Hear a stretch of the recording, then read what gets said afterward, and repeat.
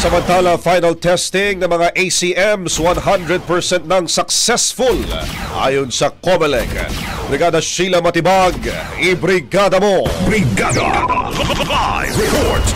Inanunsyo ng Commission on Elections o COMELEC na ang final testing and sealing o FTS ng mga automated counting machines o ACMs na gagamitin para sa paparating na 2025 midterm elections ay naging matagumpay.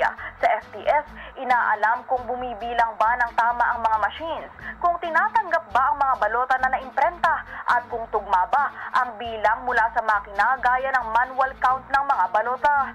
Sa isang interview, sinabi ni COMELEC Chairman George Garcia na 100% successful ang mga tinatry ng mga makina. Ni isa ay wala umanong technical issue na naranasan ang mga electoral board members. Matapos ang FTS, isisil at itatabi ang mga ECM sa Office of the Department of Education Supervisor Official o DESO at babantayan ng mga miyembro ng kapulisan at Armed Forces of the Philippines hanggang sumapit ang araw ng halalan. In the heart of changing lives, ako si Brigada Sheila Matibag ng 105.1 Brigada News FM Manila.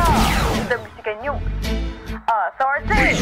Ang bahaging ito ay hatid sa atin ng Yummy-Vit ES3 Syrup. Simulang tuparin ang pangarap ng iyong anak. And starting now,